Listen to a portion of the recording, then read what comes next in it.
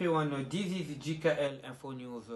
It's always pleasure for me to be among of you guys through the screen and share with you guys about of different subjects.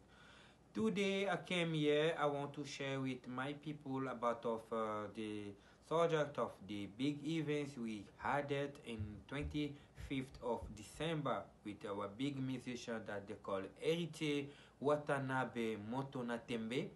The guy is a young musician. He just started the solo career, and the guy have two albums in a market that is good music, and the guy he just play the music, and people today they give you their opinion and they say many subject about of the guy, the musician. That's why me as a Congolese, I decide to come here and say my own opinion to you guys.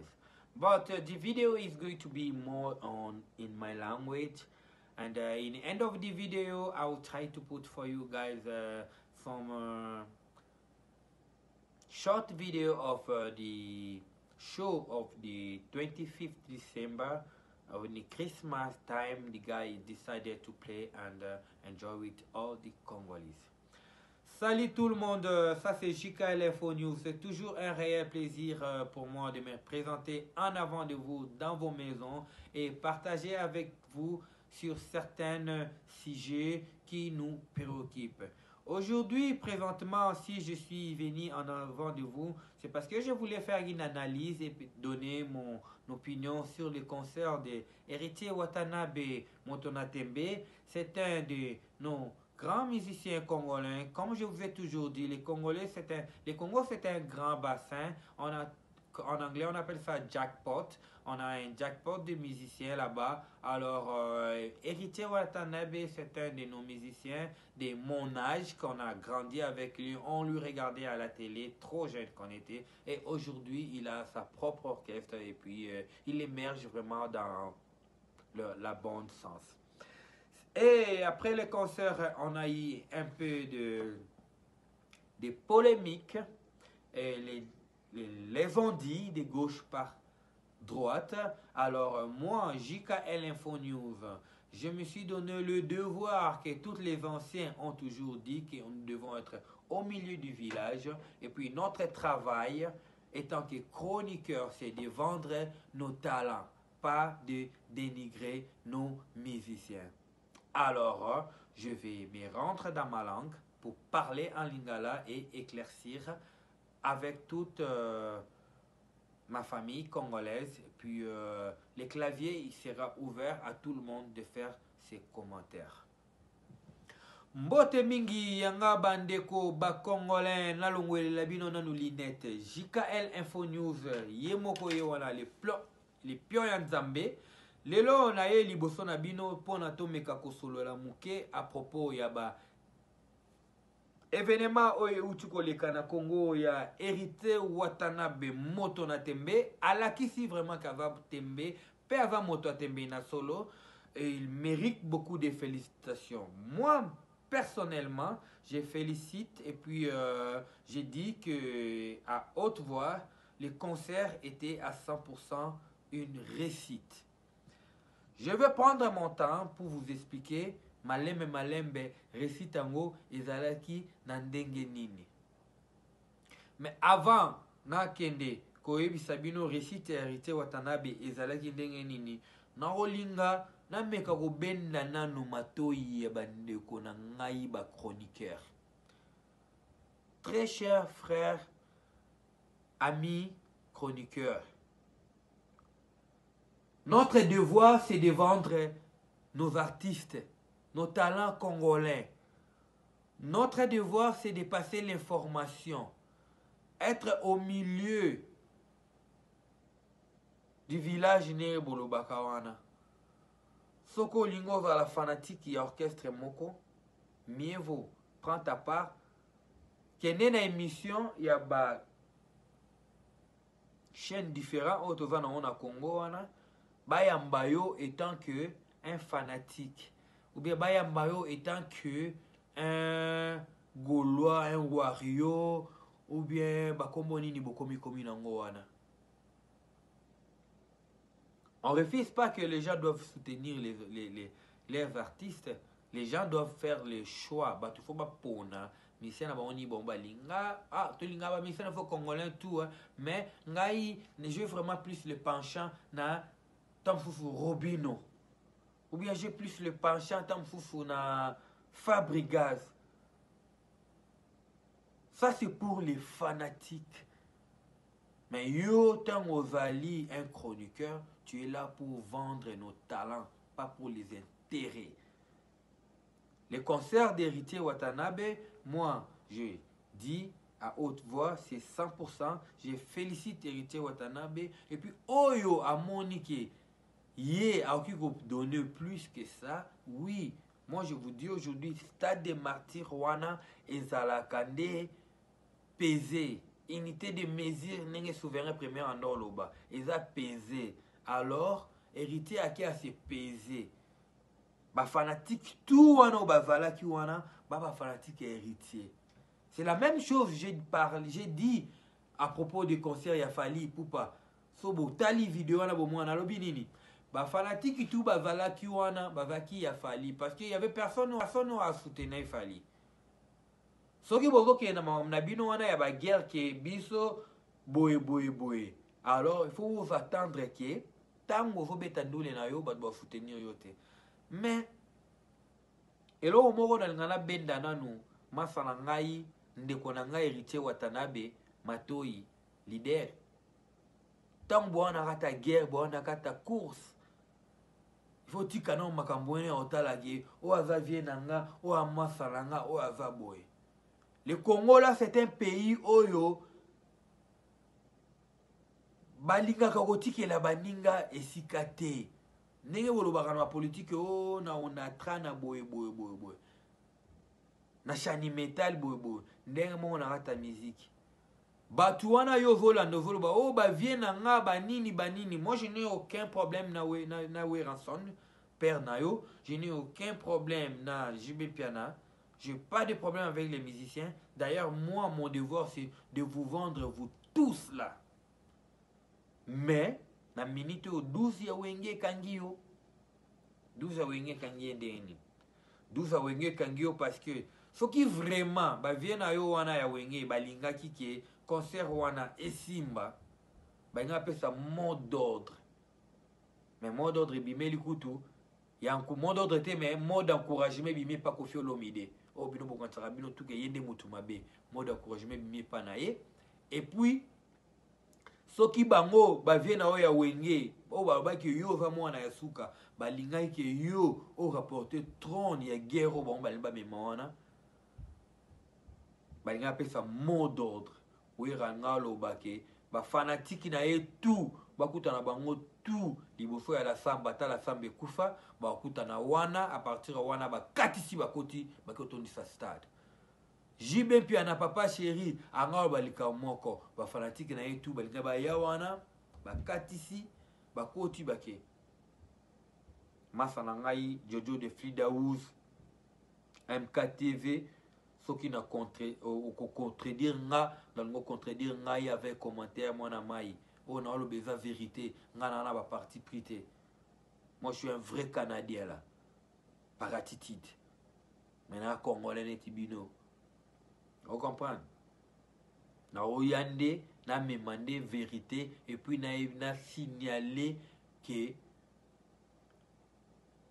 ba musicien congolais bo lamuka bo tikate ba petit peuple oyo ba bimi na ba réseau social lelo banda ko utiliser bino plus pour que bango ba s'enrichir ou les ba enrichir bino. Leur travail c'est de vous vendre. Héritier Watanabe ba vie na yo ba vana nous assoiffé ya lupemba. Âge bango ba beta ba stade wana na âge yo vo beta et va très différent. Ba sacrifice bango ba sala pour na ba beta ba stade wana na sacrifice yo sali et va très différent. Vient ngai Djibril na pesi mbote belé sikozali vient ngai Djibril na pesi mbote makambo na oloba so eza lokuta yo pe oko yebisa nga yango. Ba vie il fallait ba soutenir Héritier Watanabe. Ba vie il fallait ba ngonde ba conduire délégation na bango. Il fallait ba vie ba conduire yango pona ba soutenir Héritier Watanabe. Mais le coup là ba été babi na makamunyoso, il y a des positifs et les négatifs. Moi je ne veux même pas parler des négatifs parce que je n'ai rien vu des négatifs là. Héritier Watanabe, coup de chapeau, moi na mai mutu mon côté à part ba vie na oba jibena ba wera na ba kofi wana ba ko sa eloko yo salaki wana na il fallait ba ngonde ba conduire délégation na bango. Il fallait ba conduire yango pona ba soutenir Héritier Watanabe. Mais le coup là ba été babi na makamunyoso, il y a des positifs et les négatifs. Moi je ne veux même pas parler des négatifs parce que je n'ai rien vu des négatifs là. Héritier Watanabe, coup de chapeau, moi na mai mutu mon côté à part ba vie na oba jibena ba wera na ba kofi wana ba ko sa eloko yo salaki wana na ndeko na yo Fally Ipupa. Evanyo sopona honneur ya musique congolais. Ba parasite ne ba parasite ne ba lukaba mekaba dimne. Mais na la pesio coup de chapeau na pesi mbote mingi na mama na ngai mami belle bimpe Régine Bakala mwana bandala solo kokwa Israël Lubula mwana yo Joël Lubula yewana champion Bouddha na pesio mbote belé grand sœur na ngai Dorcas Lubula maman sociale au papi Gikombo alela trop to pesio mbote belé na fait la ba image nous obsenga ya Héritier Watanabe otinde na ngati skono otinde ngate mais ça va on est ensemble na pesi mbote na Jibridi Jibinga chi Chabanza Jibridi Chibinga Chabanza vient na pesi mbote belé son mikolo oyo choli kezaki mo mobulu lelo mo na ye na système ya na simbi mikonga mwana maboko tozo bunda kaka soutien na bino na ba commentaire nde ekosunga ke to mekako perfectionner musala na biso na pesi mbote mingi na ba collaborateur na nga nyonso ba masa na ngai o baza ko soutenir JKL Info News to moni bongo